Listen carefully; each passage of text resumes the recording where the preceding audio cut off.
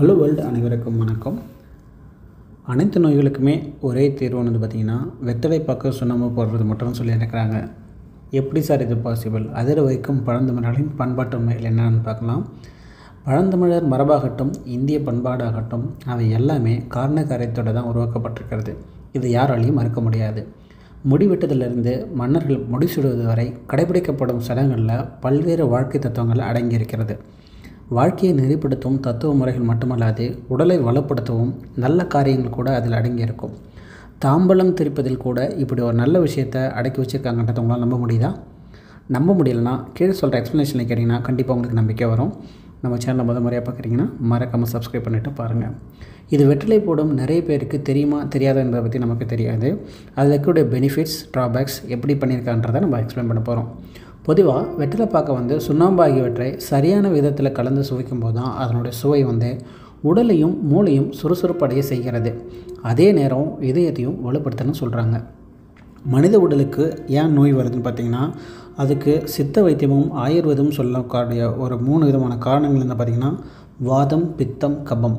அந்த 3ம் சரியான விதத்தில் இல்லைன்னா அதில் கூடும்போதோ இல்லை குறையும் போதோ பார்த்திங்கன்னா நோய்கள் வர்றது இன்ட்ரடியூஸ் பண்ணியிருக்கிறாங்க அப்படின்னு கணிச்சிருக்கிறாங்க.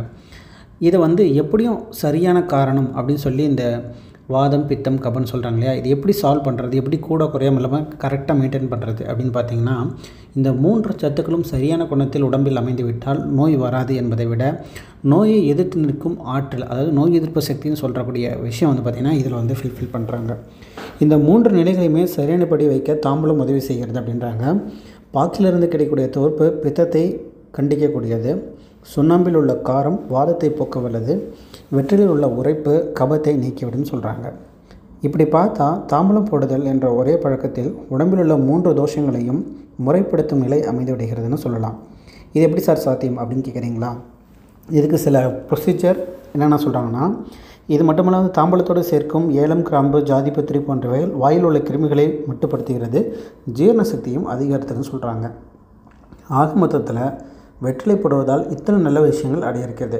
ஆனால் அப்படி இருந்தும் நம்ம ஆளுங்க விருந்தாளிகள்லாம் பார்த்திங்கன்னா வெற்றிலைக்கு முக்கிய பங்கு கொடுத்துருக்குறாங்க.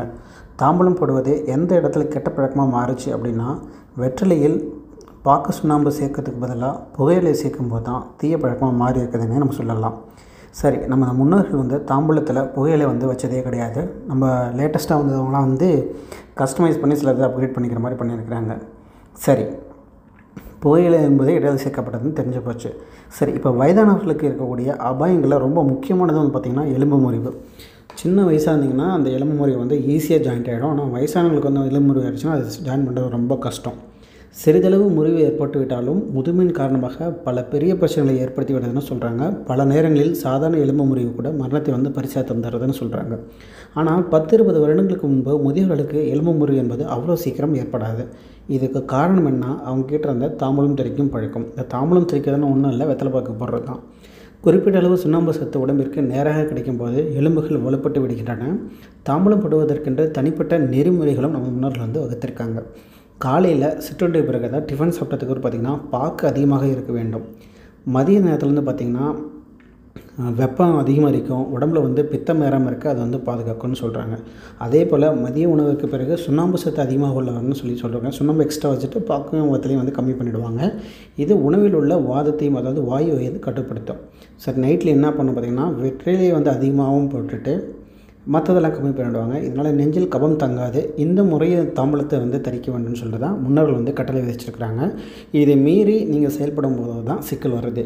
சரி, வாழ்க்கை.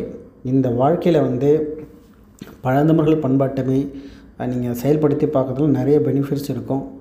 நம் பழந்தமிழின் பண்பாட்டு பெருமை நல்ல செய்திகளை அனைவருக்கும் பகிரலாமேன்னு சொல்லிட்டு அந்த ஆர்டிக்கல் முடியுது. வானரமுட்டி அழகுராஜா ஃபேஸ்புக்கில் இதை ஷேர் பண்ணிக்கிறாரு. ஸோ அதை படித்து தான் உங்களுக்கு சொல்கிறேன்.